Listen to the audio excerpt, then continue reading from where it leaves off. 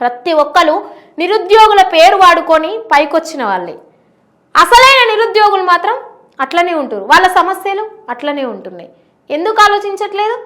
మీకు అంత సపోర్ట్ చేయాలని ఉంటే, అంత నిరుద్యోగులను గుడ్ గవర్నెన్స్ దిశగా నడిపించాలని ఉంటే, రాబోయే తరానికి ఆదర్శంగా నిలబెట్టాలని ఉంటే ఎంతోమంది మేధావులు ఉన్నారు. రండి, యూనివర్సిటీకి రండి.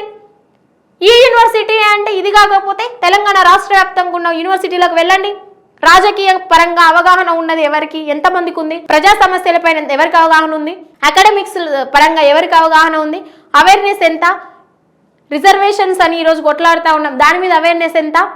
వీటన్నిటి మీద చాలామంది అపర మేధావులు, న్యాయ వ్యవస్థ మీద, రాజ్యాంగం పైన ఉన్నటువంటి వ్యూస్ కలిగినటువంటి నిరుద్యోగులు ఉన్నారు. తీసుకురండి వాళ్ళకు మట్టిలోని మాణిక్యాలను వెతికి తీసుకొచ్చి అప్పుడు వాళ్ళని నిలబెట్టండి. అప్పుడు భారతదేశం అభివృద్ధి చెందుతుంది, తెలంగాణ రాష్ట్రం అభివృద్ధి చెందుతుంది, యువతకు ఆదర్శంగా నిలబడతారు. అరే ఒక కంటెంట్ లేదు, ఏమన్నా అడిగితే సమాధానం లేదు, జస్ట్ 4 బర్రెలు కాసుకొని ఆ బర్రెల ద్వారా సోషల్ మీడియాలో ఫేమ్ వచ్చినంత మాత్రాన మీరు ఎట్లా సపోర్ట్ చేస్తారు సార్? ఈవెన్ దో నేను ఆ ప్లేస్లో ఉన్నా కూడా నేను ఇదే ప్రశ్నిస్తా. నాకు ఆ విషయం గురించి ఏం తెలియదు, నేను ఎట్లా చేయగలుగుతా అంట. ధైర్యం అని మీరు అంటారు, చాలామంది నోట్ల నుంచి విన్నా నేను ఈ మాట. ధైర్యం ఏంటి సార్? ధైర్యం ఉంటుంది, ఓకే, మాట్లాడాలి కదా. ఒక ప్రతినిధి చెప్పాలి సమస్యను. రేపు ఎంపీగా గెలిపిస్తాం అనుకోండి, గెలిపిస్తే పార్లమెంటుకు పోయి ఏం మాట్లాడుతుందండి? మా సమస్యలు ఏంది? నిరుద్యోగుల సమస్యలు ఏంది? అసలు నిరుద్యోగం అంటే ఏంటిది? నిరుద్యోగిత రేట్ ఎంత ఉంది? ఏ రంగాల పరంగా వాళ్ళని ముందుకు తీసుకుపోవాలి?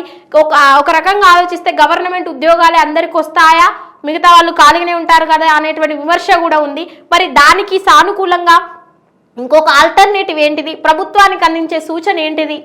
ఇవన్నీ ఉండాలా? లేకపోతే ఏదో జోక్గా పోయి ఎవరో చెప్పిరని చెప్పి, పైసలు ఇచ్చిరని చెప్పి నామినేషన్ వేసి రాగానే సపోర్ట్ చేస్తారా సార్ మీరు? ప్రముఖమైనటువంటి యూట్యూబర్స్ వాళ్ళకు చెప్పడం, లాయర్లు కూడా ఏమన్నా అంటే చాలు పిటిషన్లు వేయడం, ఇవన్నీ ఎందుకు సార్?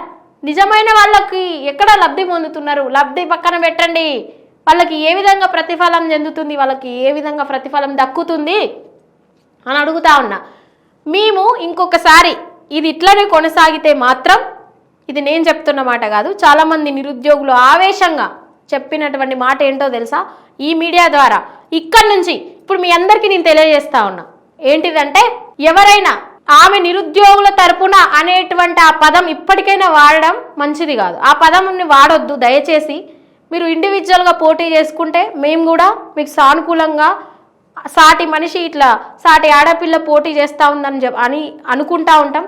కానీ నిరుద్యోగుల తరపున అనే పదాన్ని వాడితే మాత్రం నిరుద్యోగుల ఆగ్రహానికి గురి కావాల్సి వస్తుంది. ఆగ్రహం అంటే మేమేం దాడులేం చేయం, మళ్ళీ మీరు ఆ విధంగా రాజకీయ పరంగా ఆలోచించకండి, అది కాదు, లీగల్గా ఈసారి యాక్షన్ తీసుకోవాల్సి ఉంటుంది. ఇలా అబాసు పాలు చేస్తూ ఉన్నారు, అబద్ధాలను స్ప్రెడ్ చేస్తూ ఉన్నారు, అవాస్తవాలను సమాజం పైన స్ప్రెడ్ చేస్తూ ఉన్నారని కూడా మేము న్యాయపరంగా కూడా ముందుకు వెళ్లాల్సినటువంటి అవసరం ఉంటుంది. దయచేసి ఆ అవసరాన్ని తీసుకురావద్దు. మేధావులందరికీ చెప్తున్నా. మొన్న కృష్ణ ప్రదీప్ సార్ గారు పిలిచి ఇంటర్వ్యూ చేస్తారా సార్? మీరు దాంట్లో ఒక మాట అన్నారు ఆ ఇంటర్వ్యూలో, గుడ్ గవర్నెన్స్ దిశగా బరెలక్క అలియాస్ శిరీష గారు ఏం చెప్తారు? ఈమె ఆదర్శంగా నిలవబోతుంది. ఏంది సార్ మీరు? అసలు మేము ఈ ప్రశ్న మిమ్మల్ని అడగడానికి మాకే సిగ్గనిపిస్తూ ఉంది. అనొద్దు ఇట్లా, కానీ దయచేసి మేము చాలా గౌరవిస్తాం సార్. ఐఏఎస్ ఇన్స్టిట్యూట్లు నడుపుతూ ఉన్నారు, మీరు ఎంతో మేధావులు, మీరు చాలా పెద్దవాళ్ళు, ఎంతో నైతికతను మెయింటైన్ చేసేవాళ్ళు. ఎందుకు సార్ ఎవరిని తీసుకొచ్చి మీరు ఇంటర్వ్యూ చేస్తున్నారు?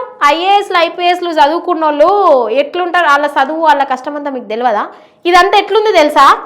ఇదంతా ఎట్లుందంటే, కేసీఆర్ గారి పాలనలో ఐఏఎస్లు ఐపీఎస్లు వచ్చి కాళ్ళు మొక్కిరు కదా, మన కేసీఆర్ కవితమ్మ గారి కాళ్ళ కాడ కూర్చున్నారు చూడండి, అది నేర్పుతున్నారు మీరు. ఆదర్శం కాదు అది, గది నేర్పుతున్నారు ఇప్పుడు ఆమెను తీసుకొచ్చి మీరు. ఇదా సార్ నేర్పేది? ఇది కాదు కదా. ఇంకొక పేరు కూడా తీయాల్సినటువంటి అవసరం వస్తుంది. అసలు మేము కూడా ఊహించలే. మేము పొద్దున్న లేస్తే వాళ్ళ స్పీచ్లు వింటూ ఉంటాం, పొద్దున్న లేస్తే వాళ్ళని ఆదర్శంగా తీసుకుంటూ ఉంటాం, పొద్దున్న లేస్తే వాళ్ళ మోటివేషన్తో ఉంటాం మేము. జేడి లక్ష్మీనారాయణ గారు, ఏం సార్ ఈ బాధ మాకు? ఎవరిని ఆదర్శంగా చూపిస్తున్నారు సార్ మీరు? ఒక్కటే విషయం మీద మేము ఈరోజు సవాల్ చేస్తూ ఉన్నాం, రమ్మనండి కంటెంట్. మేము అడిగిన ప్రశ్న మీద నిక్కచ్చిగా ఆమె సమాధానం చెప్పగలగాలి. నిరుద్యోగుల సమస్యలపైన ఆమె ఇప్పటి వరకు ఎమ్మెల్యే ఎలక్షన్స్లో కంటెస్ట్ చేసింది కదా, ఇప్పుడు ఎవరు ఆమెకు సాయం చేయకుండా ఆమె మాట్లాడగలగాలి. ఆమె చదివిన చదువు ఎంత, ఆమె ఎక్కడ దాకా చదివింది, ఆమె నిజమైన నిరుద్యోగురాలేనా, ఆమె రాసినటువంటి ఆ పీసీ కానిస్టేబుల్ ఎగ్జామ్లో ఆమెకు వచ్చినటువంటి మార్క్స్ ఎన్ని, ఇవన్నీ బయట పెట్టాలి కదా. ఇవి ఏవి లేకుండా నిలబడుతున్నాం, నామినేషన్ వేసినాం అనగానే అంటే నిరుద్యోగులు మేమందరం చేతగాక నామినేషన్ వేయలేదా, లేకపోతే ఏమన్నట్టు సార్? ఈ ఉద్దేశం దేనికి ఇది సంకేతం? ఏం నేర్పిస్తా ఉన్నారు సార్ సమాజానికి, విద్యార్థులకి, భావితరాలకి? నామినేషన్స్ ఎందుకు వేయలేదు? ప్రభుత్వ వ్యతిరేక ఓటు చీలొద్దు, కాంగ్రెస్ పార్టీ అధికారంలోకి రావాలి, ఈసారైన విద్యార్థులు బాగుపడాలనేది ఇది నిజమైన నిరుద్యోగుల బాధ. ఇది ఇట్లా ఆలోచించినాం మేము. మీరందరూ పోయి అక్కడ యూట్యూబ్ ఫేమ్ ఇచ్చి యూట్యూబర్స్ అందరూ పోయి పైసలు 20 లక్షలు వచ్చినాయని ఈరోజు ఆమె బాహాటంగా చెప్తా ఉంది. నిజమే కావచ్చు, ఆ 20 లక్షలు నువ్వు నిజమైన నిరుద్యోగురాలు అయితే రా, ఇక్కడ అన్నం తినడానికి కూడా చదువుకునే పిల్లలకి ఇది లేదమ్మా, వాళ్ళకు వంచాలి కదా. Before MLA elections, after MLA elections బర్రెలెక్కెట్లున్నది చెప్పండి. ఈరోజు కార్లలో తిరుగుతూ ఉంది అంటే కార్లలో తిరగకూడదా అని కూడా మీరు అడగొచ్చు. నిరుద్యోగులను సార్ పొట్ట కూటికి కూడా మాకు వెళ్ళదు కదా, నిరుద్యోగుల డెఫినేషన్ అది కదా.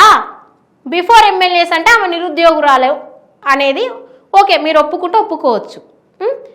ఇప్పుడు కూడా నిరుద్యోగురాలు ఎట్లయితే సార్? కార్లలో తిరుగుతుంది, లగ్జరీ లైఫ్ మెయింటైన్ చేస్తుంది, ఇప్పుడు ఎట్లా నిరుద్యోగురాలు అవుతుంది? ఆమె దమాకుండే మాట్లాడుతుర్రా? తెలివి లేదు, మన్ను లేదు అనొచ్చా సార్ మేము ఈ విషయంలో? ఎందుకు ఇలాంటి లీగల్గా న్యాయపరమైనటువంటి చర్యలు తీసుకుంటాం?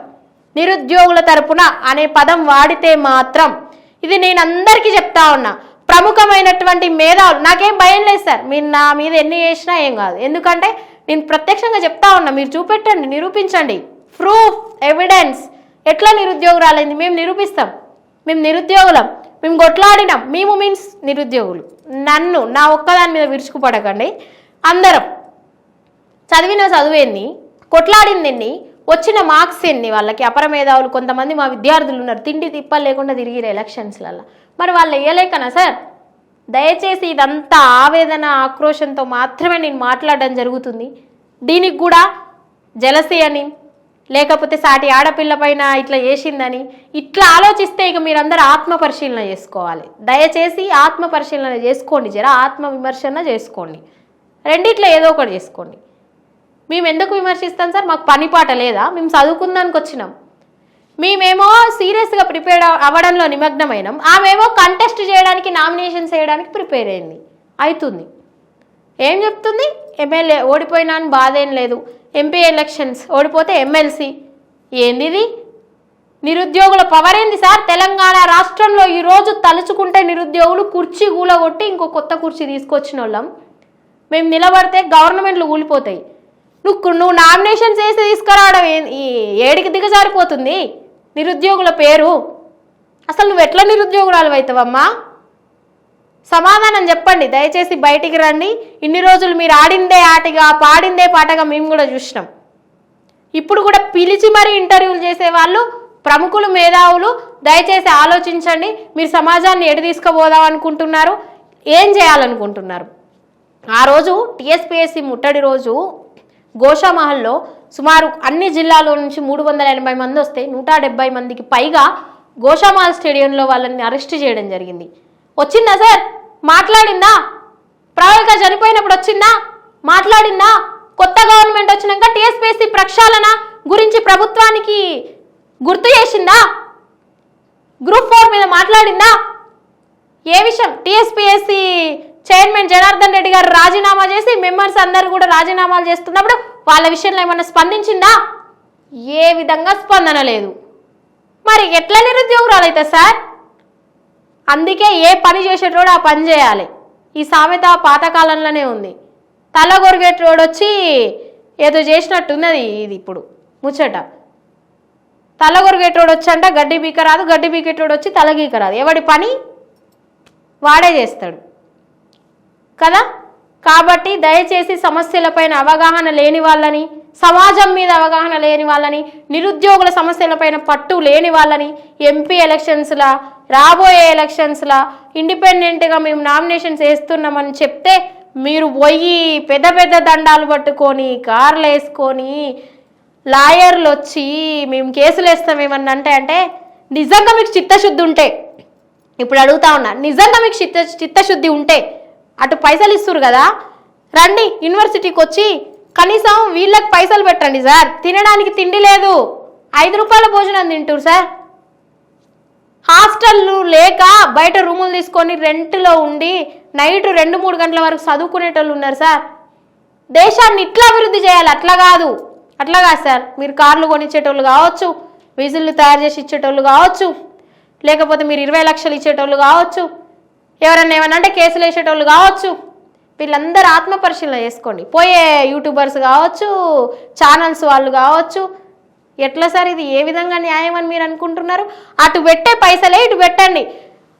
నిజంగా మాట్లాడుతున్నా. అటు పోతే మేడారం జాతరకు పోతుంటే పసరా దాటినాక మొన్న వచ్చినటువంటి వరదలకి ఒక ఇంట్లో ఒక మేకలు కాసుకునేటువంటి కుటుంబం, ఆ కుటుంబంలో తల్లి, కొడుకు, బిడ్డ ముగ్గురు కూడా వరదలకు కొట్టకపోయి కరెంటు తీగల మీద అడవిలలో తేలిండ్రు కదా.